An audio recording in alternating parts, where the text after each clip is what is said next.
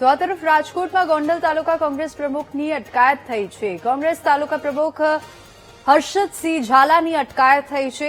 લોકોમાં ભય ફેલાવવા બદલ કોંગ્રેસ પ્રમુખ સામે કાર્યવાહી કરવામાં આવશે. ગોંડલ સિવિલ હોસ્પિટલ સામે હર્ષદસિંહ ઝાલાએ સવાલો ઉઠાવ્યા હતા. સિવિલ તંત્રની બેદરકારીથી મૃતદેહ કોહવાઈ ગયાનો આક્ષેપ કર્યો હતો.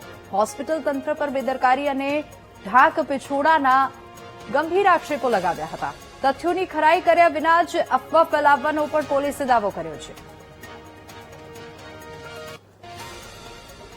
બનાવ એવો છે કે 2 દિવસ પહેલા ચરખી વૃદ્ધાશ્રમમાં એક નિરાધાર વૃદ્ધનું મૃત્યુ થયું અને એમનો પરિવાર મુંબઈ રહેતો હોય તો એના માટે ગોંડલ સરકારી હોસ્પિટલ એક જ જગ્યા હોય જે બોડી સાચવી શકે. એના ફ્રીઝરમાં તે બોડી રાખી હતી. પછી બોડી રાખી સ્વિચ ચાલુ કરી અને તંત્ર વયું ગયું. 2 દિવસ પછી એનો પરિવાર આવ્યો. જ્યારે ફ્રીજ ખોલ્યું ત્યારે ખબર પડી કે બોડી તો એકદમ ડિસ્પોઝ થઈ ગઈ છે, કારણ કે જે કુલિંગની નળી કોપરની હોય તે આમાં પાછળથી ચોર આવી અને ચોરી ગયા.